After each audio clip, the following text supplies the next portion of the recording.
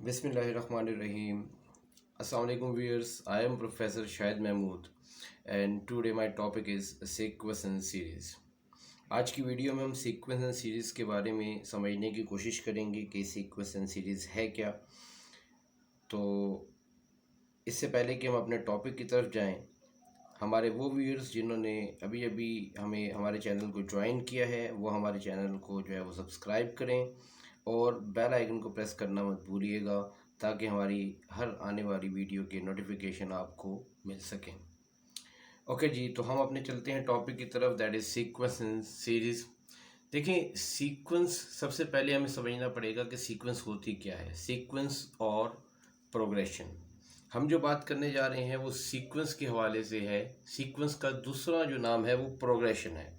आप इसको सीक्वेंस कहें या प्रोग्रेशन कहें, बात एक ही है। ये बेसिकली होता क्या है, सीक्वेंस जो होती है that is the arrangement of numbers in a definite और स्पेसिफिक और particular order, that is called a sequence और प्रोग्रेशन।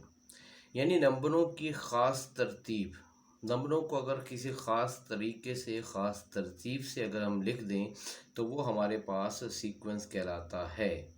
किसी ख़ास पैटर्न से लिख दिया नंबरों को तो वो हमारे पास सीक्वेंस या अरेंजमेंट कहलाता है। सीक्वेंस वैसे भी हम तरतीब को कहते हैं उर्दू में। तो अगर नंबरों को हम किसी ख़ास तरतीब के साथ मैनेज करके लिख दें तो that is called the sequence. इसी वजह से हम इसकी डेफिनेशन भी ये करते हैं कि an arrangement of numbers in a definite और स्पेसिफिक और पर्टिकुलर, ये तीनों वर्ड हम यूज़ कर सकते हैं। हम डेफिनेट का वर्ड भी यूज़ कर सकते हैं, हम स्पेसिफिक का वर्ड भी यूज़ कर सकते हैं और हम पर्टिकुलर का वर्ड भी यूज़ कर सकते हैं। तो चाहे वो डेफिनेट का वर्ड हो, स्पेसिफिक हो, पर्टिकुलर हो, बात एक ही है। ठीक है, तो हम सिंपल ये कहेंगे कि it is arrangement of number in a definite order. तो अब यहाँ पर जैसे फॉर एग्जांपल, अब मिसाल के तौर पर हम यहाँ इसकी एक एग्जांपल देख लेते हैं। जैसे हमारे पास ये एक सीक्वेंस ही हमने मेंशन कर दी, like 2 4 6 8 dot dot dot up to 100। अब देखिए यहाँ पर हमारे पास जो है वो 2 के बाद 4 आ रहा है, 4 के बाद 6 आ रहा है, यानी हर आने वाले नंबर में 2 का इजाफा हो रहा है। यहाँ पर 2 का इजाफा हो रहा है। ठीक है, इससे अगले नंबर में 2 का इजाफा हो रहा है, यानी हर नेक्स्ट नंबर जो है वो 2 ऐड करने से मिल रहा है। तो इसका मतलब ये हमारे पास एक ख़ास तरतीब हो गई, तो that is called a sequence. इसी तरीके से अगर हम नेक्स्ट सीक्वेंस को ले लें, that is 5 10 15 dot dot dot up to 50, तो ये भी हमारे पास एक ख़ास तरतीब है। देखिए, 5 के बाद ये बढ़ के ये 10 हो गया, 10 के बाद ये 15 हो गया, यानी 5 में अगर मैं 5 प्लस करूँ तो 10 आ जाएगा, 10 में 5 प्लस करूँ 15 and so on up to 50। इसी तरीके से हम मज़ीद कुछ एग्जांपल्स यहाँ पे मेंशन कर देते हैं। जैसे हमारे पास ये सीक्वेंस आ गई, लाइक वी हैव 1 1/2 1/3 1/4। ये भी एक ख़ास किस्म की सीक्वेंस है, डॉट डॉट डॉट, ये अप टू इन्फिनिटी जा रहा है, इसका कोई एंड पॉइंट हमने नहीं दिया। अब ये देखें, इसमें ये 1 है, इसके डिनोमिनेटर में कुछ नहीं तो ये 1 होगा। 1/2 1/3, यहाँ इस सीक्वेंस की ख़ास बात क्या है कि जो न्यूमिनेटर है वो फिक्स्ड है, दैट इज़ 1 1 1, जबकि डिनोमिनेटर में वैल्यू बढ़ती जा रही है। यहाँ ये 2 हो गया, यहाँ ये 3 हो गया, यहाँ इसके डिनोमिनेटर में कुछ नहीं तो 1 होगा, ये 4 हो गया, तो ये इंक्रीज़ हो रहा है। तो ये भी ख़ास पैटर्न हो गया। इसी तरीके से ये देखें, एक और सीक्वेंस हमने एक अरेंजमेंट लिखा है, that is 2 4 8 16 and so on. तो यहाँ आप इसको देखें, यहाँ पर भी एक ख़ास पैटर्न है। ठीक है, 2 के बाद 4 आ गया, 4 के बाद 8 आ गया, यहाँ पर हर नेक्स्ट नंबर मल्टीप्लाई करके 2 से मल्टीप्लाई करके आ रहा है। लाइक 2 को 2 से मल्टीप्लाई करेंगे 4 आएगा, 4 को 2 से मल्टीप्लाई करेंगे 8 आएगा, 8 को 2 से मल्टीप्लाई करेंगे 16 आएगा। तो ये हमारे पास सारी की सारी ये क्या कहलाएंगे, सीक्वेंस या प्रोग्रेशंस कहलाएंगे। याद रखिएगा, जब कभी भी हम किसी सीक्वेंस को रिप्रेजेंट करेंगे तो उसके लिए बुनियादी शर्त हमारे पास ये है कि हम उसकी कम से कम 3 टर्म्स, फर्स्ट 3 टर्म्स का रिप्रेजेंट करना ज़रूरी है। आप अगर इस फर्स्ट सीक्वेंस को ऑब्ज़र्व करें और इस लास्ट सीक्वेंस को ऑब्ज़र्व करें, देखिए अगर मैं इनकी फर्स्ट 2 टर्म्स की बात करता हूँ, लाइक यहाँ की फर्स्ट टर्म 2 है और सेकंड टर्म 4 है, जबकि यहाँ पर भी फर्स्ट टर्म 2 है और सेकंड टर्म 4 है, तो हम यहाँ से देखें, यहाँ पर इसकी थर्ड टर्म जो है वो 6 हो गई, जबकि यहाँ पर इसकी थर्ड टर्म 8 है। ये एक अलग टाइप की सीक्वेंस है, ये एक अलग टाइप की सीक्वेंस है। लेकिन अगर मैं सिर्फ दो टर्म्स यहाँ पर लिखने के बाद मैं ये कहूँ जी कि ये डॉट डॉट डॉट जा रहा है या ये डॉट डॉट डॉट यहाँ पे लगा दूँ, तो ये हमारे पास एक क्लियर सेंस कभी भी हमें नहीं मिलेगा कि ये कौन सी सीक्वेंस है। तो लिहाजा किसी भी सीक्वेंस को रिप्रेजेंट करने के लिए ये बुनियादी तौर पर ज़रूरी है कि हम उसकी पहली तीन टर्म्स लाजमी मेंशन करें। तीन से ज़्यादा जितनी मर्जी कर लें, चार पाँच छः, लेकिन कम से कम we require at least three terms to represent a sequence. किसी भी सीक्वेंस को रिप्रेजेंट करने के लिए हमारा जो बुनियादी तौर पर जो है वो तीन टर्म्स का जो है वो यहाँ पे होना बहुत ज़रूरी है।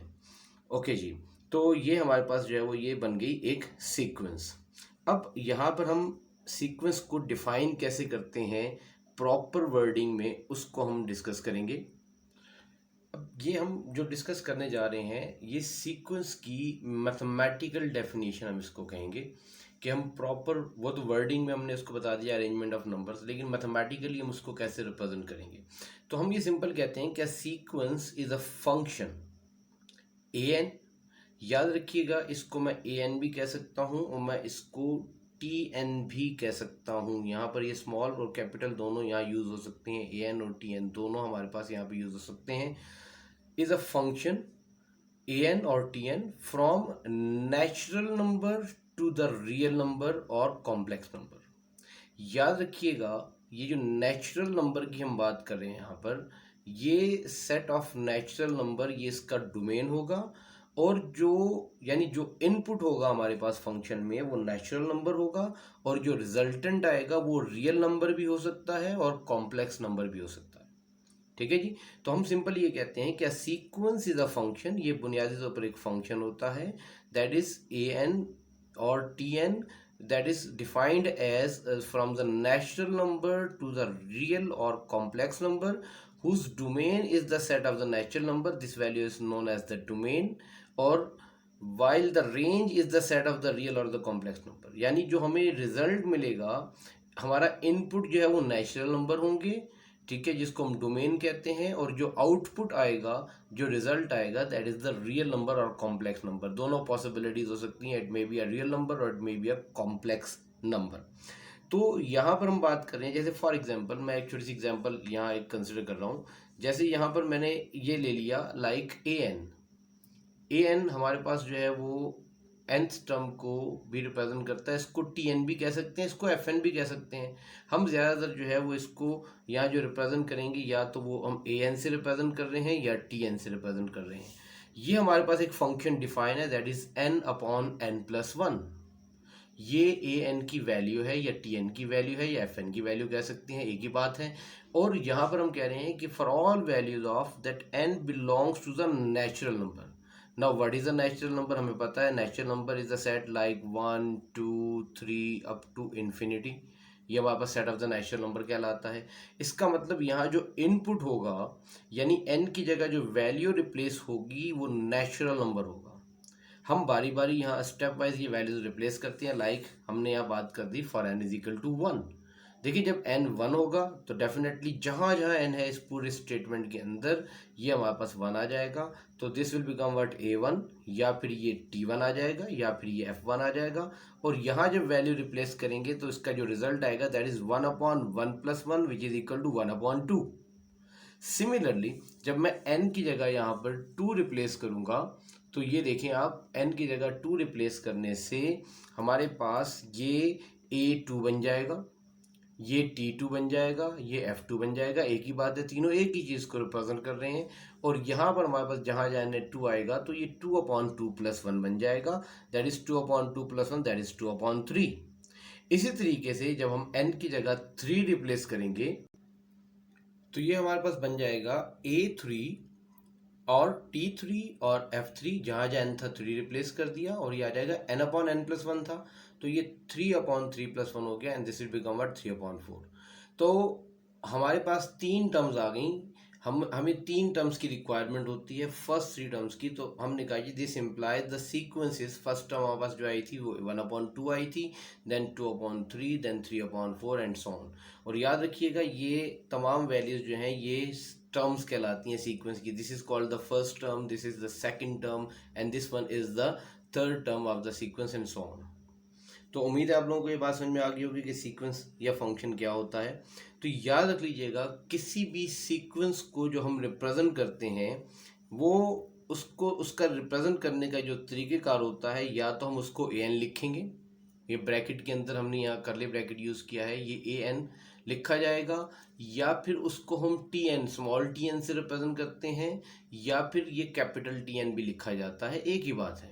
ठीक है, ये सब एक ही चीज़ को रिप्रेजेंट कर रहे हैं, सीक्वेंस को रिप्रेजेंट करने का। अगर कहीं ये वैल्यू यू लिखी हो, इसका मतलब ये पूरी एक सीक्वेंस है और ये उसकी nth टर्म को रिप्रेजेंट कर रहा होता है। ये value, this is the nth term of the sequence, A N हो या टी एन हो या कैपिटल टी एन हो, for all values of n belongs to the natural number. तो यहाँ पर हमारे पास जो n होगा उसका जो ताल्लुक होगा वो नेचुरल नंबर के साथ होगा। हम जैसे जैसे ये वैल्यूज बढ़ाते जाएंगे तो ये वैल्यूज बढ़ती जाएगी। जैसे फॉर एग्जांपल यहाँ पर ये देखें, अगर ये ए एन है, ठीक है, इसको आप ज़रा गौर से देख लीजिए, अगर ये ए एन इसको मैं रिप्रेजेंट कर रहा हूँ तो ये मेरे पास क्या आ जाएगा, लाइक अगर ये फर्ज कर लें ये ए एन है, तो ये हमारे पास जो है वो ए एन, एक्चुअली जब n belongs to the natural number होगा तो एन की जगह जब 1 आएगा तो ये ए वन बन जाएगा, एन की जगह जब 2 आएगा तो ये ए टू बन जाएगा, एन की जगह जब 3 आएगा A three and so on up to A N. और चाहे तो इसको मैं इनफाइनाइट तक भी मूव कर सकता हूँ, या यही वैल्यू ए एन है, इसी तरीके से मैं टी एन लिख सकता हूँ। जैसे मेरे पास ये यहाँ ये मेंशन मैंने किया है, like we have T N small small T से। तो similarly by using the same pattern this will become T one, ये टर्म नंबर 1 कहलाएगा, ये term number 2, term number 3 and so on, ये term number N and so on up to infinity अगर आप उसको ले जाना चाहें। And in the same pattern हम इसको ये टी एन को इस तरीके से भी रिप्रेजेंट कर सकते हैं, like T1 T2 T3 up to T n. तो ये हमारे पास लिखने के अंदाज हैं किसी भी सीक्वेंस को। अगर मैथमेटिकली इन शॉर्ट फॉर्म में हम किसी सीक्वेंस की बात करेंगे तो हम उसको इस तरीके से रिप्रेजेंट कर देंगे, लाइक ए एन, ये टी एन आ जाएगा या ये कैपिटल टी एन आ जाएगा। तो ये उसको रिप्रेजेंट करने के हमारे पास डिफरेंट अंदाज हैं। और याद रखिएगा कि ये जो हमारे पास ए एन है या टी एन है या कैपिटल टी एन, ये हमने रिप्रेजेंट किया है, this is called the nth term और the general term of the sequence, या इसको हम लास्ट टर्म भी कहते हैं।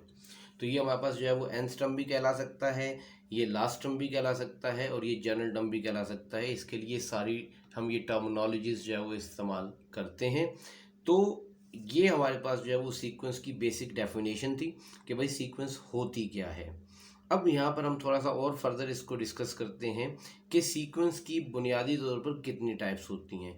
तो हमारे पास जो है वो सीक्वेंस की 2 बेसिक टाइप्स हैं, वैसे तो और बहुत सारी टाइप्स हैं, लेकिन हम कोई भी सीक्वेंस होगी या तो वो फाइनाइट सीक्वेंस कहलाएगी या फिर वो इनफाइनाइट सीक्वेंस कहलाएगी। अब सवाल यह है कि फाइनाइट सीक्वेंस क्या है। जैसे कि नाम से ही आपको वाज़ेह हो गया, फाइनाइट यानी महदूद यानी लिमिटेड। तो ऐसी सीक्वेंस जो लिमिटेड हो, जो महदूद हो, तो हम सिंपल डिफाइन इसको ऐसे करते हैं कि sequence which contain finite number of terms, which contains finite number of terms is called a finite sequence. Means जिसकी जो टर्म्स हैं दैट इज कॉल्ड काउंटेबल, जिसको हम गिन सकें, जिसको काउंट किया जा सके। A sequence whose terms are countable is called a finite sequence. ठीक है, जैसे हमारे पास जो है वो ये सीक्वेंस हमने यहाँ मेंशन की है, या इसको हम दूसरे अल्फाज में भी कहते हैं कि ऐसी सीक्वेंस जिसकी हमें आखिरी टर्म मालूम हो, the last term. A finite sequence has a last term, उसकी लास्ट टर्म हमें लाजमी मालूम होगी। जैसे ये हमारे पास ये एग्जांपल में 2 सीक्वेंस मेंशन किए हैं, 5 10 15 dot dot dot up to 50। ये मैंने 50 यहाँ मेंशन किया, इसका मतलब मुझे मालूम है कि ये एंड कहाँ पे हो रहा है। इसी तरीके से like 1 2 4 8 dot dot dot up to 256। तो ये लास्ट टर्म अगर हमें मालूम है तो ये सीक्वेंस हमारे पास, याद रखिएगा, फाइनाइट सीक्वेंस कहलाएगी। और इसी तरीके से हमारे पास जो सेकंड डेफिनेशन है वो है इनफाइनाइट सीक्वेंस। तो इनफाइनाइट सीक्वेंस क्या है, डेफिनेटली वो यही होगा कि जिसमें हमारे पास जो है वो हमें मालूम ना हो कि how many terms is there, कितनी टर्म्स उसमें मौजूद हैं। तो फाइनाइट इनफाइनाइट सीक्वेंस की डेफिनेशन को हम देख लेते हैं ज़रा। इसी तरीके से हम इनफाइनाइट सीक्वेंस को जो डिफाइन करते हैं, हम ये कहते हैं कि a sequence which contains infinite many terms is called an infinite sequence.